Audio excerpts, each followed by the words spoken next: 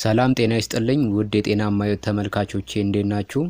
ዛሬም አዲስ የጤና መረጃ ይዤላችሁ መጥቻለሁ።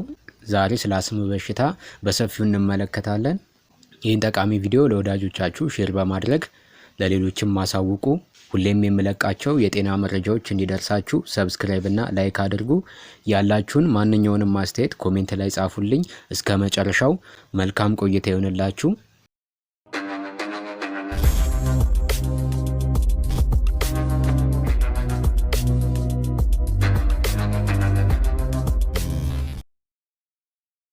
አስም አየርን ወደ ሳምባ የሚወስድ የአየር ቧንቧንና በሳምባ ውስጥ የሚገኙ ትናንሽ የአየር ቱቦዎችን የሚያጠቃ በሽታ ነው። ይህ በሽታ የሚከሰተው የእነዚህ የአየር ቧንቧዎች ስፋት ሲቀንስና አየርን በትክክል ማመላለስ ሲያቅታቸው ነው። የአየር ቧንቧዎች ስፋት የሚቀንሰውም በአለርጂ ሲጠቃና ጤናማ ሰው ከሚያመነጨው ወፍራም ፈሳሽ በላይ ሲያመነጭ ነው። የአየር ቧንቧ ሲጠብና በወፍራም ፈሳሽ ሲሞላ አየር ወደ ውስጥ መግባትና መውጣት አይችልም። ከዚህም የተነሳ በዚህ ችግር የተያዙ ሰዎች የተለያዩ ምልክቶችን ማሳየት ይጀምራሉ።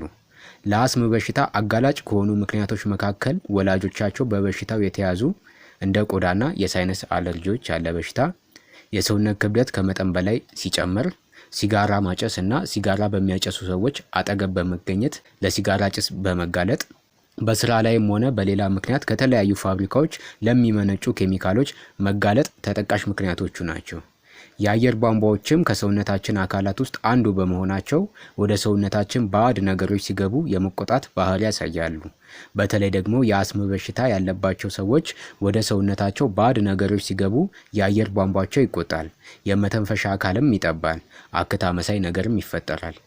የጤናማ ሰዎች የአየር ቧንቧ አለርጂ ቢያጋጥመውም ምንም አይነት ቁጣ ወይም የመለወጥ ሁኔታ አያሳይም። የአስም በሽታ ያለባቸው ሰዎች አካል ግን ይቆጣል፣ በበሽተኛው ላይም ህመም ያስከትላል። ሰውነታችንን ከሚያስቆጡ ነገሮች ውስጥ ጥቂቶቹ ቀዝቃዛና ደረቃማ የአየር ጸባይ፣ ልዩ ልዩ የአበባ ብናኞችና በአየር ውስጥ የሚገኙ ጥቃቅን ብናኞች፣ ከባድ ሽታ፣ መጥፎ ጠረን ወይም ጥሩ መዓዛም ሊሆን ይችላል፣ ሲጋራ ማጨስ ወይም ለሲጋራ ጭስ መጋለጥ፣ አዋራ እንዲሁም እንደ ሳልና የሳምባ ኢንፌክሽን ያሉ የአየር ቧንቧን የሚያጠቁ በሽታዎች፣ የአእምሮ ጭንቀት፣ የማገዶ ጭስ፣ የቤት እንስሳት ጠረን፣ ለሌሎች በሽታዎች የሚሰጡ አንዳንድ መድኃኒቶችና የመሳሰሉት ተጠቃሽ ናቸው። ከዚህ በሽታ ምልክቶች ውስጥ ዋና ዋናዎቹ ሳል፣ በተለይ ማታ ማታና በብርድ ወይም በቅዝቃዜ ጊዜ፣ የማንኮራፋት ድምፅ ማሰማት፣ መተንፈስ አለመቻል ወይም የአተነፋፈስ መቆራረጥ፣ የትንፋሽ ማጠር፣ የደረት መወጠርና ሌሎችም ይጠቀሳሉ። ከባድ የአስም በሽታ ለመንቀሳቀስና ለማውራት እስከ መቸገር ያደርሳል። የአስም በሽታ ጥሩ የሚባል ሕክምና ቢኖረውም አደገኛና ትኩረት ሊሰጠው የሚገባ በሽታ መሆኑ አጠያቂ አይደለም። ነገር ግን በትክክል ሕክምናውን በመከታተል ጤናማ ሆኖ መኖር ይቻላል። በሽታው ከሰው ሰው ይለያያል። በአንዳንድ ሰዎች ላይ ቀላል ሆኖ ትናንሽ ምልክቶችን ብቻ የሚያሳይ ሲሆን፣ በሌሎች ላይ ደግሞ መተንፈስ አቅቷቸው ከመደበኛ ስራቸው እስከ መቅረትና ሕይወት እስከ መቅጠፍ የሚያደርስ ነው። ይህ የአስም በሽታ የሚያሳየው ምልክት ብዙውን ጊዜ ቀጣይነት ያለው ሳይሆን በመሃል እረፍት እየሰጠ ሌላ ጊዜ እየባሰ በሌላ ጊዜ ደግሞ ምልክቱ እየቀነሰ የሚታይ ነው። የአስም በሽታ የተለያዩ 3 ገጽታዎች አሉት። የመጀመሪያው የአየር ቧንቧ መዘጋት።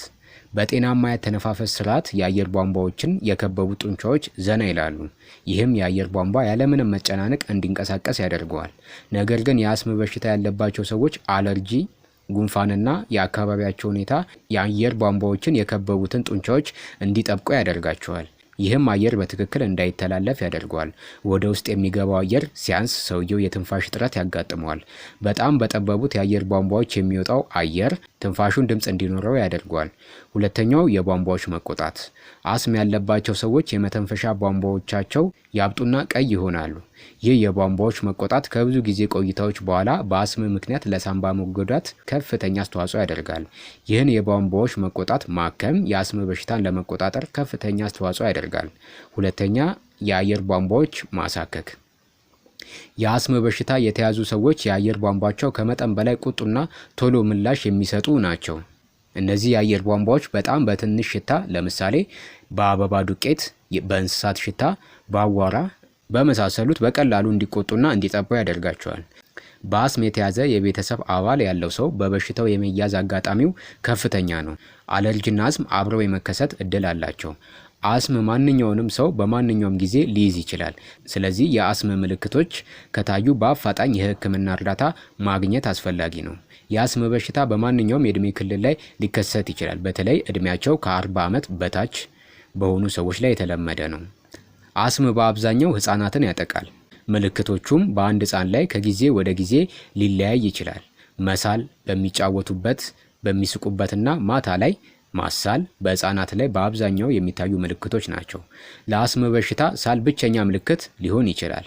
በአስም በሽታ የተያዙ ህፃናት በጨዋታ ጊዜ የአቅም ማነስ ወይም ትንፋሽ ለመሰብሰብ መቆም፣ ቶሎ ቶሎ መተንፈስ ወይም ትንፋሽ ለመሰብሰብ መቆም፣ ቶሎ ቶሎ መተንፈስ፣ የደረት መታፈን፣ አየር ሲያስወጡና ሲያስገቡ ለየት ያለ ድምፅ መኖር፣ የትንፋሽ መጨመርና መቀነስ፣ የተዘበራረቀ አተነፋፈስ፣ የትንፋሽ ማጠር፣ የአንገት ደረትና ጡንቻዎች መጠንከር፣ የድካም ስሜትም ይታይባቸዋል።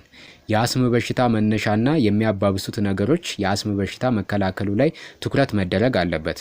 ዋነኛው ምክንያት ደግሞ በሽታውን የሚፈውስ ፍቱን መድኃኒት ባለመገኘቱ ነው። ነገር ግን በሽታው እንዳይነሳና እንዳይጎዳ ማድረግ ይቻላል። በሽታው ከመቀስቀሱ በፊት ከሚደረግ ጥንቃቄ ባሻገር ከተነሳም በኋላ ለአጭር ጊዜና የረዥም ጊዜ የአስም ምልክቶችን የሚቆጣጠሩ መድኃኒቶች አሉ። ለአስም በሽታ መነሻ ሊሆኑ የሚችሉትን ኢንፍሉዌንዛና ኒሞኒያ ክትባቶችን በጊዜ በመውሰድ መከላከል ይቻላል። ከቤት ውስጥ ለአስም በሽታ ሊጋለጡ ከሚችሉ እንደ አበባ ዱቄት፣ ቀዝቃዛና የተበከለ አየር መራቅ ተገቢ ነው። ለአስም በሽታ በየቀኑ የምንወስዳቸው መድኃኒቶች ውጤታማ ለመሆናቸው ትንፋሻችንን የተከታተለን ማወቅ ተገቢ ነው። መድኃኒቶች በአይነታቸውና በአወሳሰዳቸው እንደ በሽታው ክብደት ይለያያሉ። ስለሆነም የአስም በሽተኛ ከጤና ባለሙያ የሚታዘዙ መድኃኒቶችን በአግባቡ በመውሰድ በሽታውን መቆጣጠር ይቻላል። ከነዚህ መድኃኒቶች በተጨማሪ በዚህ በሽታ የተያዙ ሰዎች በሽታውን የሚያስነሱባቸውን ነገሮች ካወቁ ማስወገድ ወይም በዛ አካባቢ መገኘት የለባቸውም።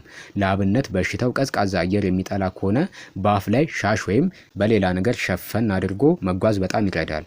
በማህበረሰብ ውስጥ አንዳንድ ጊዜ የአስም በሽታ ከአንድ ሰው ወደ ሌላ ሰው በሳል ይተላለፋል ተብሎ ይታሰባል። ይህ ስህተት ነው። የአስም በሽታ ከአንድ ህመምተኛ ወደ ሌላ ሰው በማንኛውም መንገድ አይተላለፍም።